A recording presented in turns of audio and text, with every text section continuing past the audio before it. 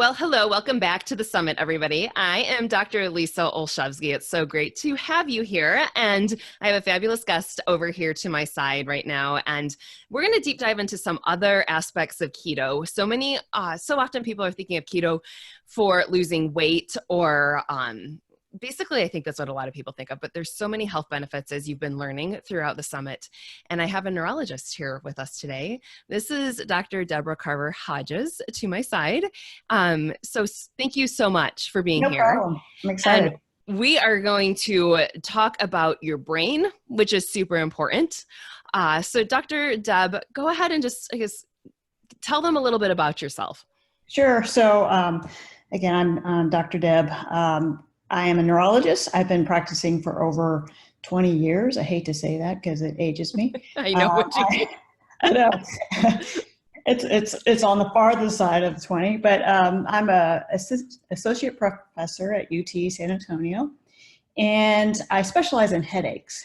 But I've always kind of liked alternative treatments. And so I've kind of got into the keto space, exercise space, trying to find other ways to help improve our brain.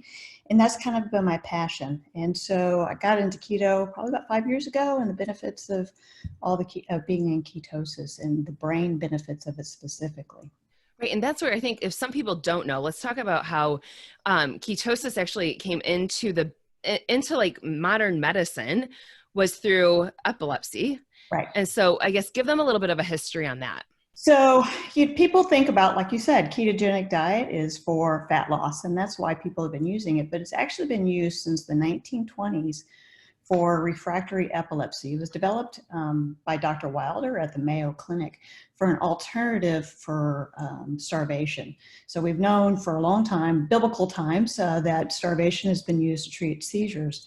And so they developed the ketogenic diet originally and started using it. It was actually developed before then, but using it for refractory epilepsy and had really pretty significant results. Unfortunately, in the 1930s, medications became available, Dilantin, and it kind of fell out of favor. But then it started coming out again in probably the 1990s because there's so many people that medications just don't help with. Right. And so then there's a common misconception that our brain only runs on glucose or on sugar. So let's just bust through that first. And then we'll start talking about, even you mentioned migraines and headaches and that, because there's so much, but I think the research is really showing up whether so many neurological issues have, So just kind of going back, so as we know, ketones are an alternative fuel source for our body. And it was found that the brain relies, especially in times of starvation, the brain relies on an alternative fuel source, and that is ketones. But more recent studies have shown that if you have ketones and you have glucose in the body at the same time, the brain actually prefers ketones, not glucose. So the brain, if you had both, the brain will want to take up the ketones first. Sorry about my phone ringing in the background.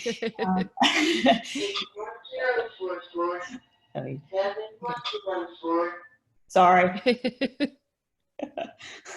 Okay, so let me restate that. So when you have both ketones and glucose present, which is only in the artificial state, your body doesn't produce both ketones and glucose.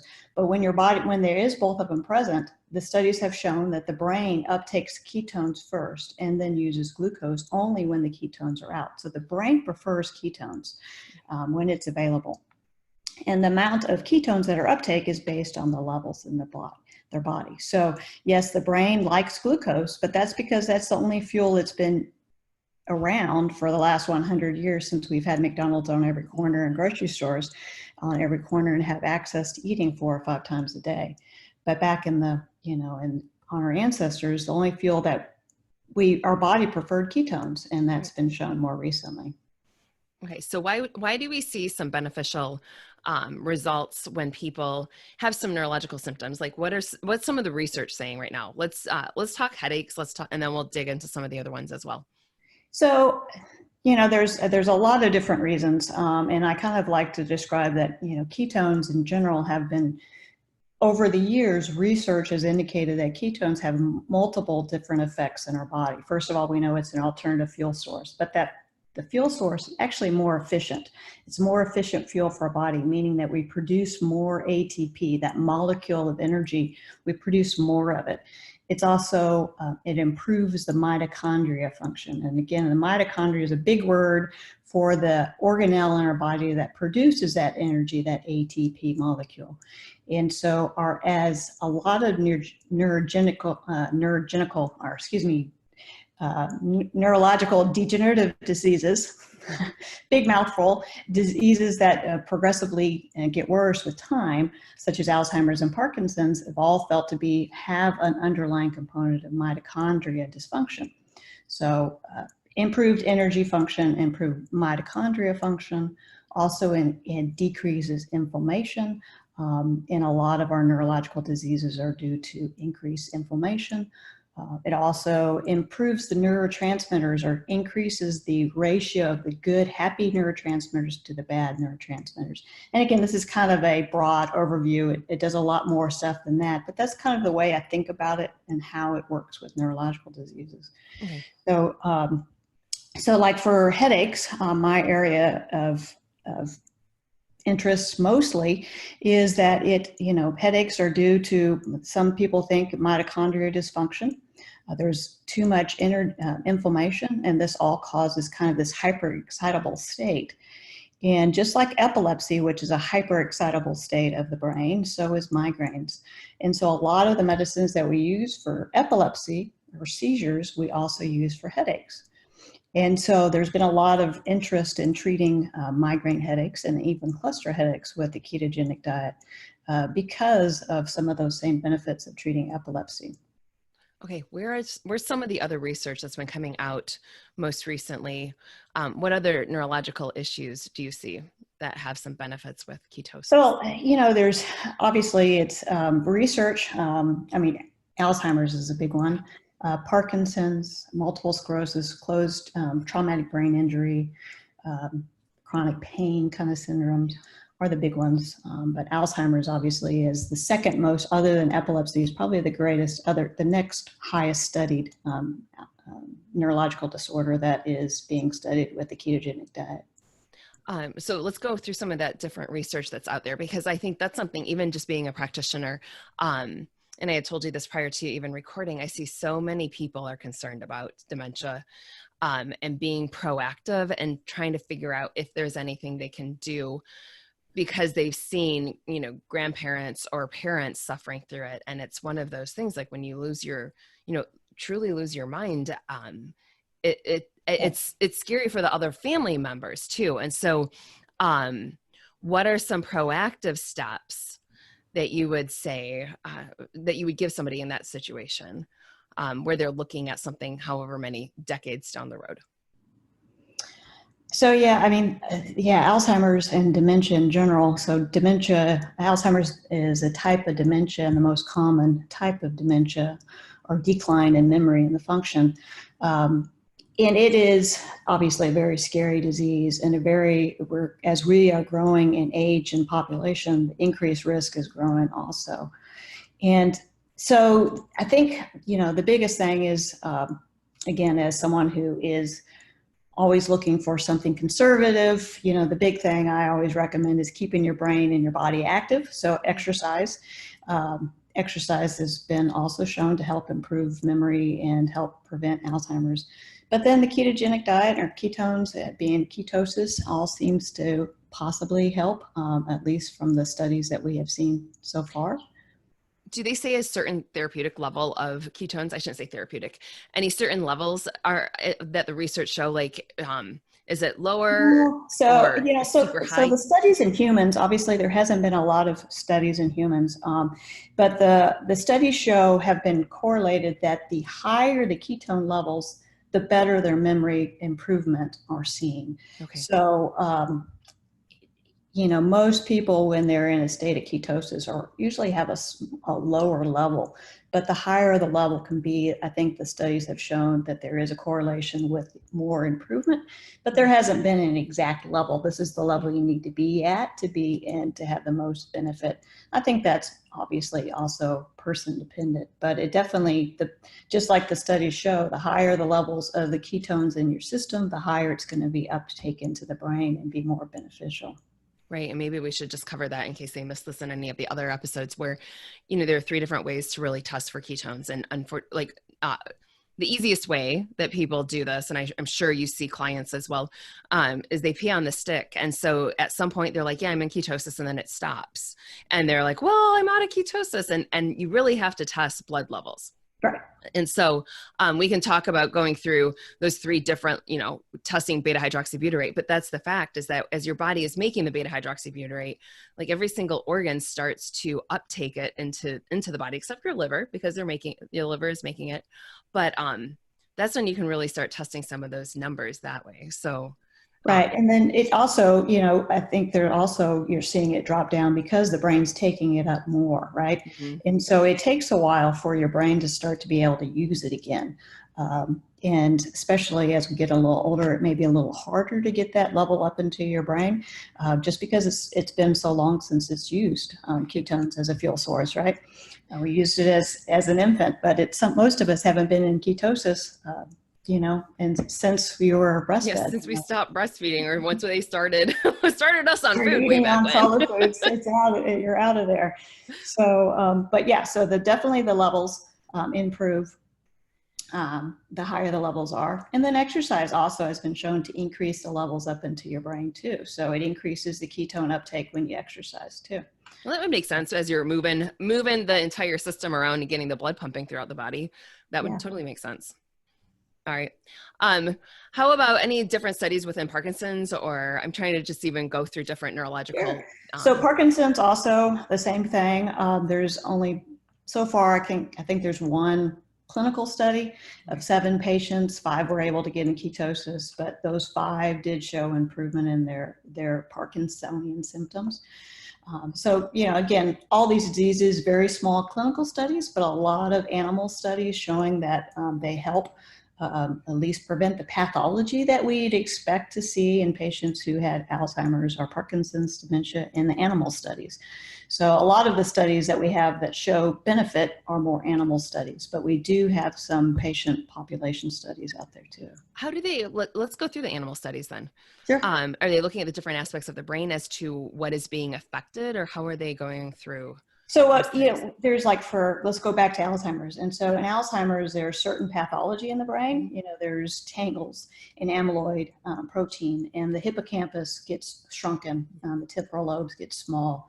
And what we see is that animals that are treated with the ketogenic diet actually have less amyloid, less tau protein, and have improved size of their temporal lobes and the hippocampus. So the pathology that we see with patients with animal models of Alzheimer's actually are improved clinically when they autopsy the brain and take it open and look at it. There's less pathology than those who are on a standard diet for the mice. Wow, that's same thing with Parkinson's animals. There are toxins that can cause Parkinson symptoms in animal models. And giving those animals, those mice or rats, giving them a ketogenic diet before they give them those toxins actually prevents the damage that we see on the areas of the brain in Parkinson's patients, and has improvement in the dopamine level. Again, dopamine is the chemical that is decreased in Parkinson's. And so animal studies actually show giving the ketogenic diet before you give these toxins prevent most of the damage to occur. So it's really pretty impressive animal studies. Again, can't correlate that with human studies, but still pretty impressive stuff. That's huge, especially when you start thinking of what we can start doing earlier on in life to help prevent later on. Right. As a chiropractor, I'm that person that's always looking at how every decision we make today does absolutely impacts our life 10, 20, 30 years down the road. And so often, I was laughing with another speaker on the summit, and and the different diseases that we're seeing now. And with diabetes, I will have people that say they caught diabetes and they don't realize, it's not something that they catch, right? It's for years of eating wrong. And so, just the more things we can do to help prevent, especially as we're all living longer and longer now, like that's just the reality Yeah. of what it is. And so we're witnessing those things. Anything else that you want to add for our audience? This has been great information. So let's see. I think that's all. We're seeing more and more evidence. In the last 5 years, the amount of studies that are going on have just skyrocketed, both clinically in patients, but also in animal studies, just of all the benefits that ketones have. And even getting down to the genetic level, have been, the epigenetics of ketones. And that's all over my head. I don't understand it, and I don't claim to, but it's, changing the way the genes function, and whether it's decreasing the inflammation by blocking that inflammasome, NLP3 inflammasome, or doing all this other stuff. It's just amazing stuff when you start to dig in. And I'm kind of a geek about looking at all that stuff. And a lot of it's over my head, but it's, if I knew what I knew 10 years ago, right now, 10 years ago, it would have been amazing. But yeah, at least I know now. And so that we can start changing our diet, right? Mm-hmm. Start decreasing the carbs, getting off the carbs, improving the healthy fats. Whether you want to be in a ketogenic diet or not, that's up to you. But there's definitely advantages, at least being low carb, and then increasing the natural healthy fats is so important. How about that? Let's go into some of the brain fog that people get when they're trying to switch, that keto flu, that keto, because I think that's the biggest thing that people will say once they're in ketosis, is the clarity that they get. Yeah. And that's literally, as we just said, most people are carb burners. That's what we have been like, just once, we were fed the little grain cereals at whatever age, because that's what we were told to do. That's how your body all of a sudden, right? Right? Turns off the ketosis, because like she said, when we're born, we're in a state of ketosis. That's how brain development, especially as we're babies and we're growing that brain, and breastfed babies especially. So as we switch from carb burning to keto or ketone burning, we do experience that brain fog a lot of times. And sometimes people just want to say, I'm done. I can't deal through this. I'm exhausted and that, but it's as your body's transitioning over, right? And right. It's kind of a detox off of the carbs, is what it is, as much as anything, right? And so dehydration is a big component of that. And then once you're able to shift up into ketosis, right, most people, they just feel so much better. People describe it as their light bulb, their brain just finally woke up. They're able to focus better. They're thinking better. For me, it's kind of a calming also. I feel very much more calm. And just more clear. And it's definitely, everyone feels different. A lot of people don't experience that, but most people do. And and I think it's just those carbs are, the way I think about brain fog is like having bumps in the road on the highway, right? You're not going to have as smooth of a drive, and you're not going to get there as quickly. And so all that inflammation from the carbs is just kind of blocking the brain from thinking as well. Yeah. And again, that's my simplistic way of thinking of it. And once you kind of get rid of that inflammation, the highway is clear and open. You can go, 100 miles per hour. Yeah, I love it. I love it. All right, Dr. Deb, thank you so much for your time today. I so appreciate all this information. No problem. It's been fun. Thank you. Thanks.